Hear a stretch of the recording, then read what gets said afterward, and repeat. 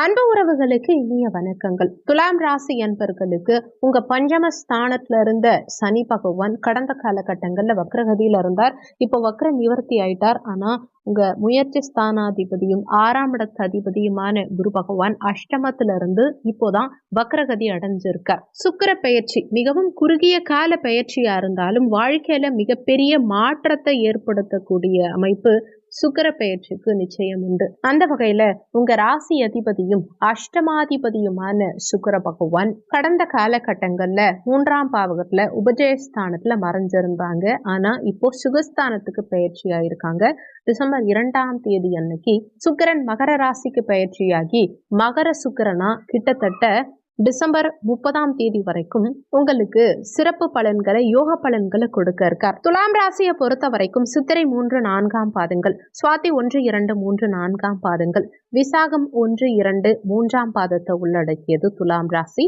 துலாம் ராசிக்கு அதிபதி சுக்கிர பகவான். வீடியோல சொல்லக்கூடிய பலன்கள் ஆண் பெண் இருப்பாளருக்கும் பொருந்தக்கூடிய பலன்கள். துலாம் ராசி என்பர்களுக்கு நீண்ட காலத்துக்கு பிறகு ஒரு அற்புதமான மாற்றங்கள் நிகழ இருக்கு. உங்க மனசை மட்டும் இல்ல, உங்க உடல் சார்ந்த விஷயங்களுக்கு மட்டும் இல்ல, உங்க வாழ்க்கையே புரட்டி போடக்கூடிய அமைப்பு சுக்கிர பகவானுக்கு இந்த காலகட்டத்தில் உண்டு. கலத்தர காரகனான சுக்கிர பகவான் தேவகுருக்கு இணையான ஒரு அற்புதமான பவர் வாய்ந்த கிரகம் இந்த சுக்கிர பகவான். அசுரகுருன்னு போற்றப்படக்கூடிய சுக்கிர பகவான் துலாம் ராசிக்கு சுகஸ்தானத்துக்கு வந்திருக்கிறது இன்னுமே விசேஷம்.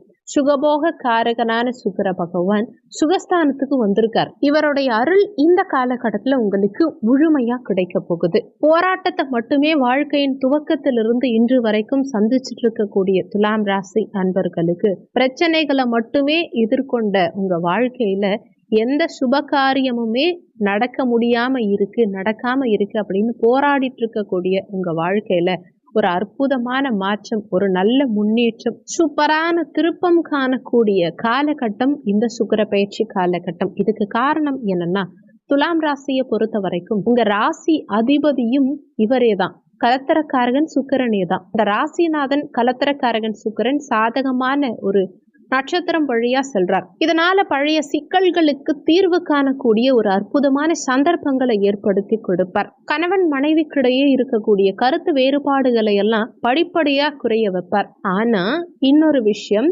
கணவன் மனைவிக்குள்ள கொஞ்சம் கவனமாகவும் இருக்கணும். அதுக்கு என்ன காரணம்னா, கலத்திரக்காரகன் சுகஸ்தானத்துல பலமா இருந்தாலும் உங்க கலத்திர ஸ்தானாதிபதியான செவ்வாய் இப்போ தொழில் ஸ்தானம் 10ஆம் பாவகத்துல நீச்சமா இருக்கார், பலமிழந்திருக்கார். வெறும் ஒரு கிரகம் மட்டும் எல்லா பலன்களையும் வாரி கொடுக்காது, எல்லா கிரகங்களும் இணைந்துதான் பலன் கொடுப்பாங்க.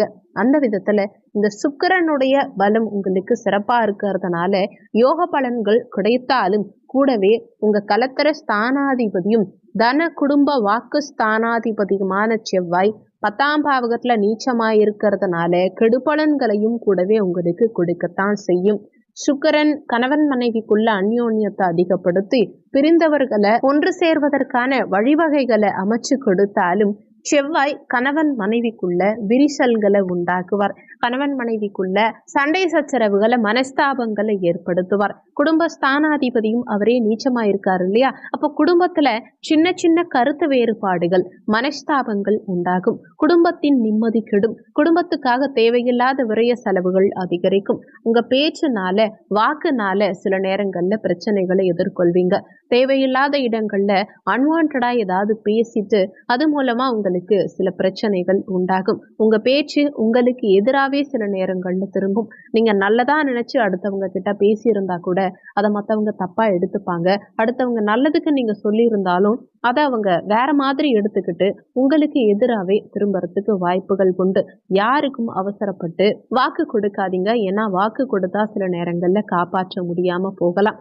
குடும்ப உறுப்பினர்கள் கிட்ட ரொம்பவும் விட்டு கொடுத்து நடந்துக்கிட்டு எந்த மாதிரியான பிரச்சனை வந்தாலும் சரி, நம்ம குடும்ப உறுப்பினர்கள் தானே பேசுனாங்க அப்படின்னு சொல்லி விட்டு கொடுக்கிற மனப்பான்மையை கொஞ்சம் வளர்த்துக்கிட்டா குடும்ப நிம்மதி கெடாம சந்தோஷமான ஒரு சூழ்நிலையை குடும்பத்துல உண்டாக்க முடியும். அது உங்க கையில தான் இந்த காலகட்டத்துல இருக்குங்கிறத மனசுல வச்சுக்கோங்க. கணவன் மனைவிக்கு மட்டும் இல்ல, பெற்றோர் குழந்தைகள் மட்டும் இல்ல, முதலாளி தொழிலாளி மட்டும் இல்ல, சராசரி மனிதர்கள் கிட்ட கூட யாருக்கிட்ட பேசும்போது வேணாலும் சில நேரங்கள்ல ஆக்ரோஷமான பேச்சு ஆட்டோமேட்டிக்கா உங்களுக்கு வந்துடலாம். அதனால சில தொந்தரவுகளை நீங்க சந்திக்கலாம். அதனால முடிஞ்ச வரைக்கும் பேச்சுல நிதானத்தை கடைபிடிக்க பாருங்க. அரசு துறையில இருக்கவங்க ரொம்பவும் கவனமா இருக்க வேண்டிய காலகட்டம் இந்த காலகட்டம்.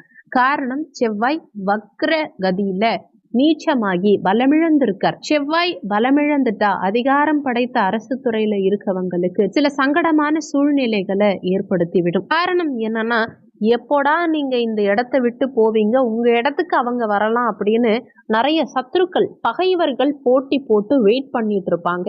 உங்களுடைய இடத்தை காலி பண்றதுக்கு உண்டான சில விஷயங்களை இந்த காலகட்டத்தில் அவங்க மேற்கொள்வாங்க. அதனால உங்க இடத்தை நீங்க தான் தக்க வச்சுக்கணும். நீங்க இப்போதைக்கு இருக்கிற நிலையை அடையறதுக்கு, இந்த இடத்துக்கு வரத்துக்கு நீங்க எந்த அளவுக்கு போராடி இருப்பீங்க, அந்த நிலைய ஒரே ஒரு அற்ப வார்த்தை, ஒரு சாதாரண வார்த்தை நீங்க அவசரப்பட்டு விட்டுட்டு அந்த நிலையை இழக்கிற மாதிரி சூழல் வந்தா அது ரொம்ப கஷ்டம் இல்லையா? இதே நிலை தான் குடும்பத்திலையுமே.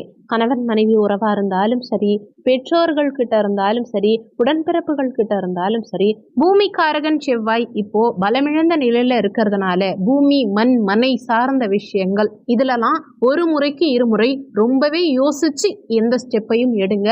அவசரப்பட்டு எந்த விஷயத்தையும் செய்யாதீங்க. அது உங்களை சங்கடத்துல தான் கொண்டு போய் விடும். நீண்ட தூர பயணங்கள் மேற்கொள்ளும் போது கொஞ்சம் கவனமா இருங்க.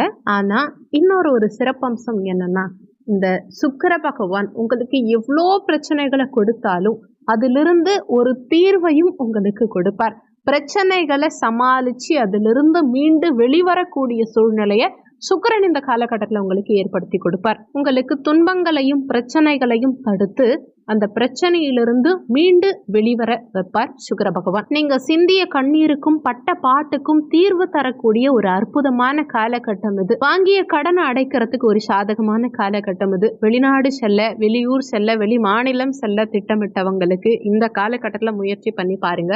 வெளிநாட்டு யோகம் மிக பிரமாதமா இருக்கும். ஒரு நிம்மதியான வாழ்வு இந்த காலகட்டத்தில் அமையும். நீண்ட காலமா திருமண பாக்கியத்துக்காக காத்துக்கிட்டு இருந்தவங்களுக்கு, தடங்கல்களை மட்டுமே பார்த்துட்டு இருந்தவங்களுக்கு இந்த காலகட்டத்துல ஒரு விடிவு காலம் பிறக்கும்னு சொல்லலாம். வீட்டில் சுபகாரியங்கள் செய்யக்கூடிய அமைப்பு உண்டாகும். வெளிவட்டாரங்கள்ல புதியவர்கள் அறிமுகமாவாங்க. புதிய மனிதர்களுடைய தொடர்புகள் உங்களுக்கு ஏற்பட்டு அவங்க மூலமா நல்ல சில மாற்றங்கள் உங்களுக்கு இருக்கும். உங்க விரையாதிபதியும் பாக்கியாதிபதியுமான புதனும் இந்த காலகட்டத்தில் வலுவா இருக்கும் காரணத்தினால மிக சிறப்பான யோக பலன்களை புதனும் உங்களுக்கு ஏற்படுத்தி கொடுப்பார். இதனால சாதுரியமா பேசி எதையும் சாதிப்பீங்க. அது திருமணம் சார்ந்த விஷயமா இருந்தாலும் சரி, வாழ்க்கை சார்ந்த விஷயமா இருந்தாலும் சரி, தொழிலா இருந்தாலும் சரி, வேலையா இருந்தாலும் சரி, பொதுத்துறையில இருந்தாலும் சரி, அரசியல் ரீதியான விஷயங்களா இருந்தாலும் சரி, உங்க சாதுரியமான பேச்சு, உங்க புத்தி சாதுரியம் உங்களுக்கு நிறைய முன்னேற்றங்களை ஏற்படுத்தும். உங்க புத்தி கூர்மை உங்களுக்கு அனுகூலத்தை உண்டாக்கும். ஆனாலும்